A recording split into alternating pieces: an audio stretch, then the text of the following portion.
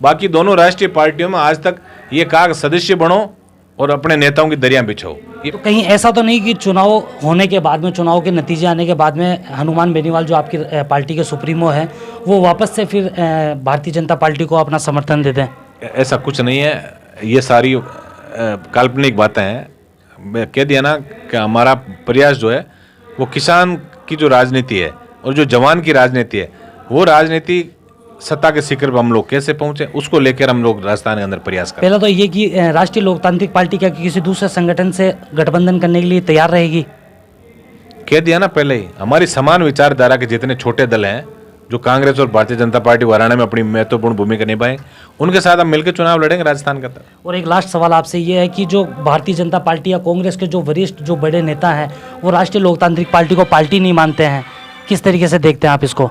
देखिए, राष्ट्रीय लोकतांत्रिक पार्टी को जो पार्टी नहीं मानते ना, मुझे लग रहा है कुंठित है, कहीं ना कहीं कुंठा है उनकी, उनके दिल में दर्द है और उनको कहीं खतरा लग रहा है कि राष्ट्रीय लोकतांत्रिक पार्टी से ही उनको खतरा है।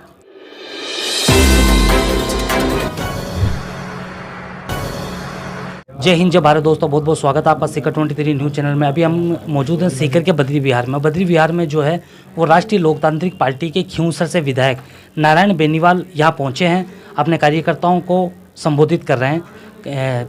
इनका जो लक्ष्य है राजस्थान के अंदर जो विधानसभा चुनाव 2023 में किस तरीके से चुनाव लड़ेंगे, इनकी क्या सक्रिय होगी, क्या कुछ राजस्थान की राजनीति में जो विधानसभा चुनाव में इनकी जो एक्टिविटी होगी, जो सक्रिय होगी, वो किस प्रकार से होगी, जानेंगे नारायण बेनीवाल से। और नारायण बेनीवाल जो है वो नागौर के जो सांसद है हनुमान बेनीवाल, जो अपने भाषणों से, अपनी एक्टिविटी से, अपनी सक्रियता से हमेशा चर्चा में रहते हैं। ये उनके छोटे भाई हैं और जानेंगे अधिक जानकारी इन्हीं की जुबानी। सर, बहुत बहुत स्वागत है हमारे चैनल में। धन्यवाद। देखिए, हमारा जो 31 जुलाई से 31 अगस्त तक हमारे सुप्रीमो हनुमान जी ने सदस्यता महाअभियान की जो शुरुआत की है, हमें 25 लाख नए सदस्य बनाने का उन्होंने टारगेट दिया है। अभी तक हमारा मिस कॉल के माध्यम से नए सदस्य हमारे जुड़ रहे थे, लेकिन अब राजस्थान में चूंकि बहुत बड़ा भौगोलिक दृष्टि से राजस्थान बहुत बड़ा है, कई जगह नेटवर्क की प्रॉब्लम है, कई परिवारों में अभी मोबाइल नंबर उनके पास है नहीं, तो इसके साथ साथ हमने ऑफलाइन का जो सदस्यता का फॉर्म है वो भी हमने शुरू किया है। उस सिलसिले में आज मैं सीकर आया हूँ, चूँकि मुझे वरिष्ठ से संयोजक की जिम्मेदारी मुझे मिली है।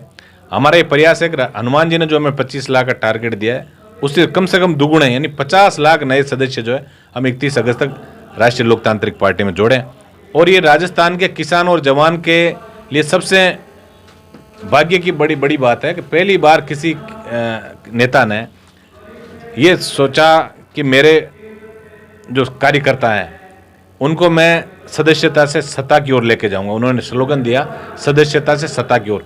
बाकी दोनों राष्ट्रीय पार्टियों में आज तक ये कहा कि सदस्य बनो और अपने नेताओं की दरियां बिछाओ। ये पहली बार हुआ देश के अंदर, प्रदेश के अंदर, कि किसी व्यक्ति ने सोचा कि मेरे जो किसान के बेटे हैं, कि जो भाई हैं, जो युवा हैं, जो पार्टी के संगठन में काम करना चाहते हैं, समर्पित हैं, उन लोगों को राजनीति के अंदर आगे कैसे लाया जाए। तो इस सदस्यता से सत्ता की ओर जो इन्होंने नारा दिया हनुमान जी ने, उसी को लेकर आज हम सीकर के अंदर ये हमारे प्रतिनिधि, पार्टी के कार्यकर्ता और पार्टी के पूर्व पदाधिकारी, उनके साथ हमारा गेट टुगेदर भी रहेगा। विधानसभा चुनाव 2023 में राष्ट्रीय लोकतांत्रिक पार्टी की राजस्थान में क्या भूमिका रहेगी?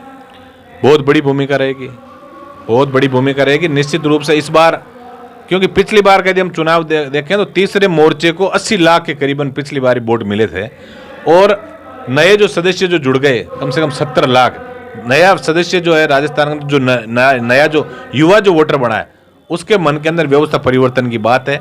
और क्रांतियां जो है वो आज तक युवाओं ने की है इस देश और विदेश के लिए कहीं की बात करें तो राजस्थान का युवा जो उसने ठान लिया है कि इस बार व्यवस्था परिवर्तन का नारा देने वाले हमारे भाई हनुमान बेनीवाल के साथ चल के और उनके सपनों का खुशहाल राजस्थान हम लोगों को बनाना है। तो राष्ट्रीय लोकतांत्रिक पार्टी कितनी सीटों पर चुनाव लड़ेगी?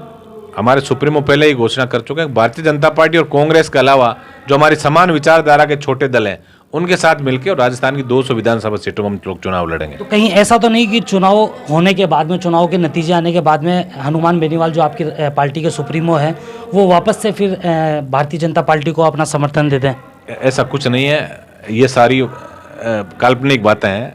मैं कह दिया ना कि हमारा प्रयास जो है वो किसान की जो राजनीति है और जो जवान की राजनीति है, वो राजनीति सत्ता के शिखर पर हम लोग कैसे पहुंचे, उसको लेकर हम लोग राजस्थान के अंदर प्रयास करें। और एक लास्ट सवाल आपसे ये है कि जो भारतीय जनता पार्टी या कांग्रेस के जो वरिष्ठ जो बड़े नेता हैं वो राष्ट्रीय लोकतांत्रिक पार्टी को पार्टी नहीं मानते हैं, किस तरीके से देखते हैं आप इसको?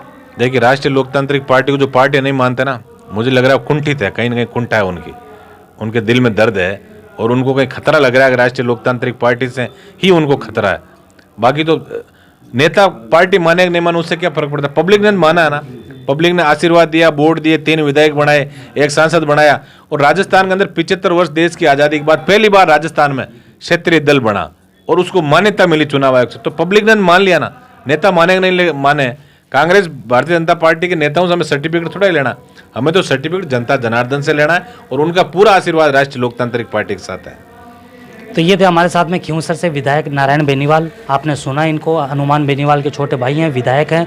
तो देखते रहिए सीकर 23 न्यूज़, हमेशा आपके साथ। जय हिंद, जय भारत। वीडियो देखने के लिए आपका बहुत बहुत धन्यवाद। वीडियो को लाइक करें, चैनल को सब्सक्राइब करें और अपने दोस्तों के साथ शेयर करें।